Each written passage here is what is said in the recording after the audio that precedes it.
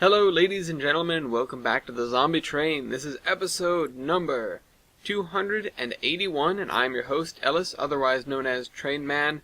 I apologize for the lateness of the videos. Work has been crazy. Just to come out of character for a minute. And I didn't intend for Under Construction to come out as late as it's coming out. Of course it has to wait for this video. So, yeah, it's been difficult. It's been a pain in the butt to have time to do this.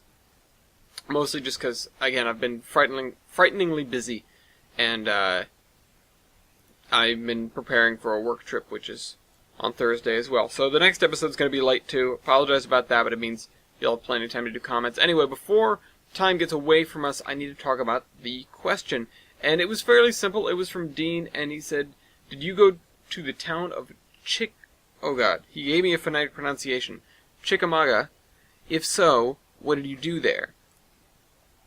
And at first I was like, where the hell is Chickamauga? Like, what? You know, I didn't recognize the name, I didn't know what it was, and I suppose it's because I hadn't brushed up on my Civil War history in a while. But then I went and I looked at the maps, and I realized why. So, Chickamauga is on a dead-end branch, which doesn't appear to have a name based on this map. But it just runs down to, like, Somerville, Georgia, and ends. Now, when we came into Georgia, right before Firefall, we came in via Knoxville, and then actually we had to get diverted because there had been a series of intense storms, and they'd knocked out a lot of track.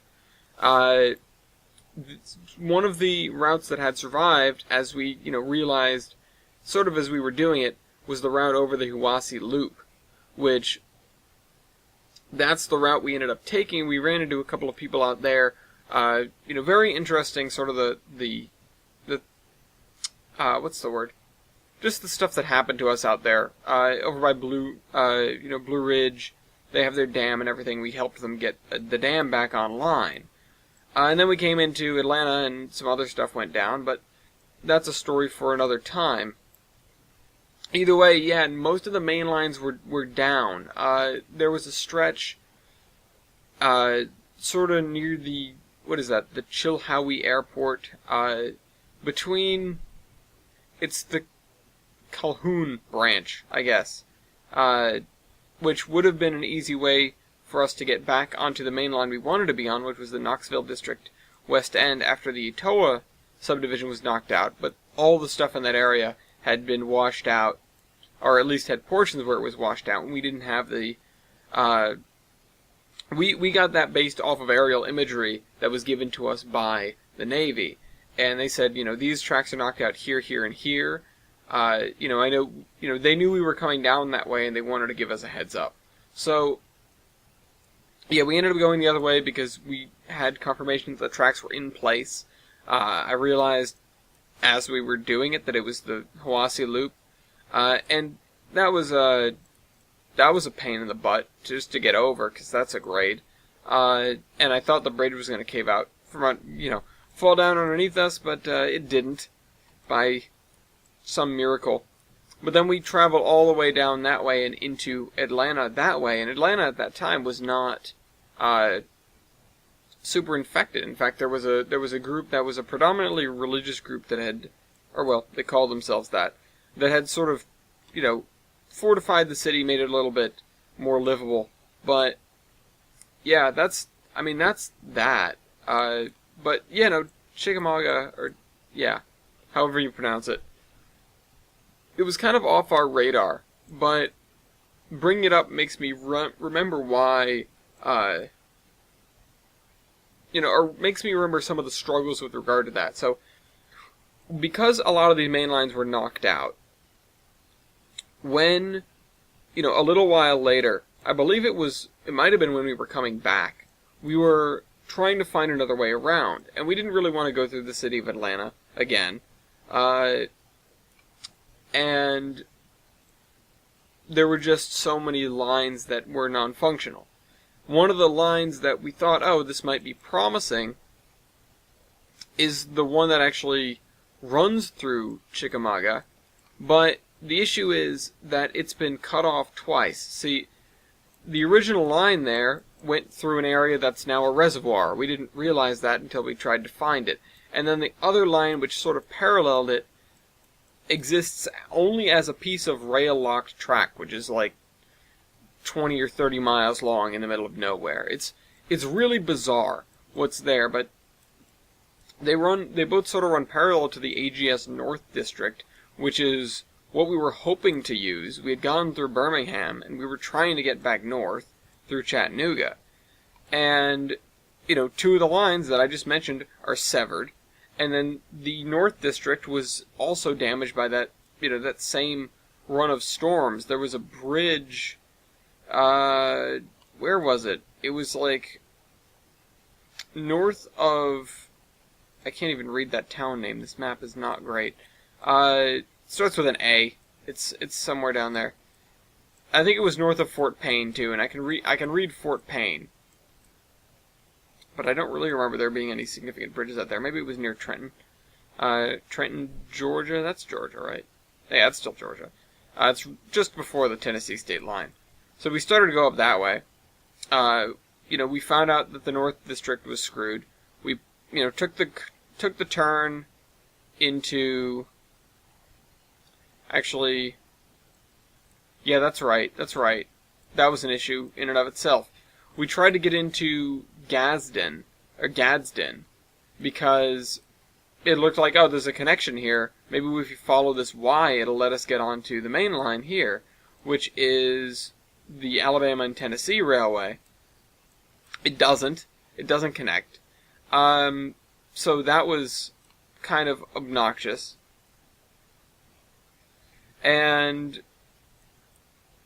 either way, we had to turn around on the Y there in town, and then head back the other way back into Birmingham, because literally all of our routes out were screwed. And then we had to head north through Decatur, and then we continued going north through Nashville, Louisville, and then, into Ohio, just because there were so many. It was all these parallel lines. You've got 1, 2, 3, 4 main lines, and then one branch line, if you can call it that, which is the Hiwassee Loop route, were out.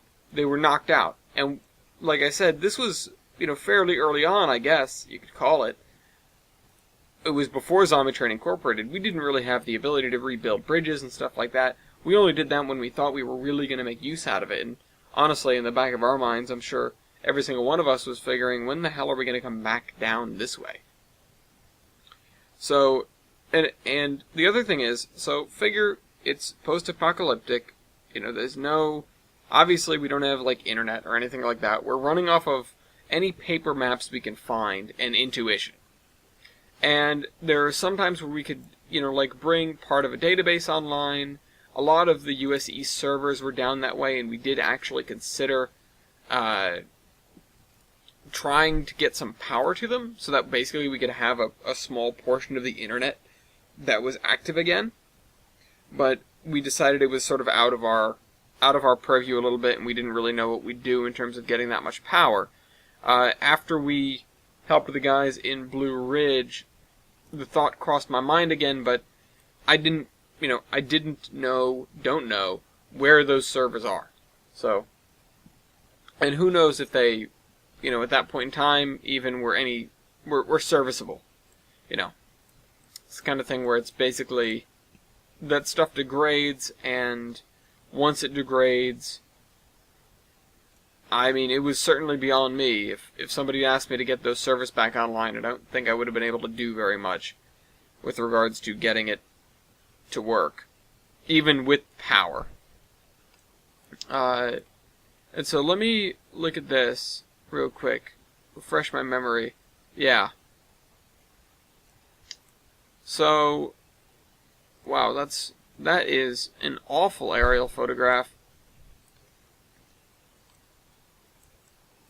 Yeah, so I don't know. These are old. It shows that there was a connection. Oh, crap. We didn't go far enough. So I'm looking at a map right now, and this never struck me because why would I ever go back to Gadsden? But we would have been able to get onto the other route had we gone a little bit farther. So there's a spur that heads off of the main line towards Gadsden, but at the diamond there isn't a switch. But deeper into town there are switches. So it's the kind of I don't know. I don't know what really to say about that. It was perplexing, I guess. Also, in here it doesn't. This map and this, they don't really. I see. Alright. That's the thing. Now, thankfully, the war is over. We've got rudimentary functionality of the web and stuff like that, these things that we took for granted before the war, and I can look at these things and realize where I went wrong. This is one of them. We probably could have gotten onto... Oh, no, that wouldn't have helped.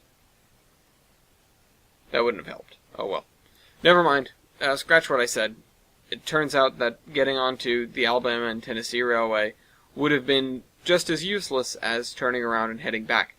So, effectively, I just didn't waste time and effort going in a giant circle by the fact that we didn't go far enough. But that's the thing. There were so many lines that were damaged, and more so after the Band of Guardians started doing their thing before the Battle for Annex. And that's sort of where it all fell down. We had a catalog of routes that we traveled across. We were sort of making our own maps as we went. It was kind of bizarre. We're charting man-made structures or man-made right-of-ways as we went, and we were also marking down on maps that we had, like actual maps that we had, where there were issues. There's a bridge washed out here, there's bad track here, that sort of thing. There's a switch locked up here that won't budge. And in these areas where you had these giant tangles of rail lines, which was a lot in the south, kind of less in the north because of the whole Rust Belt thing where most of the main lines just sort of dried up and disappeared. But yeah, going down there was basically another world, because you have all these lines. It was again much worse, much more complicated, much more confusing than going up north, and it's amazing that we didn't run down dead ends literally every day. There were plenty of times that we did, but thanks to the maps that we had and people giving us aerial imagery and locals helping us out when they could, we tended not to waste that much fuel on, just going to a dead end. And if we had ever gone to Chickamauga, that would have been a huge dead end. That's like 50 miles down a dead end. And it's not even close to attaching to the next thing. And I'm not sure why we would have ever bothered if we wanted to close that gap again. But yeah, that was that. So no, I never actually got over there. As far as I understand, there isn't really anything of, wouldn't have been anything of importance to us there. Although it would have been, cool to visit, I suppose. But looking at the map now, it's a fairly small town. I wonder if anyone survived from there or anything like that. I'm sure that having that railroad could have been a lifeline for them if they had, and if we'd known about them.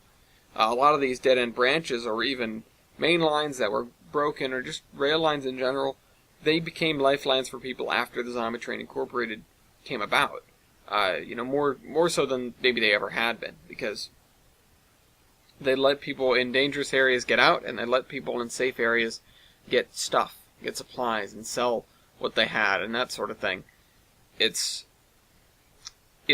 I hate to, toot my own horn, but what the Zombie Train Incorporated did was really, really integral to getting the U.S. back to where it is today, after the war.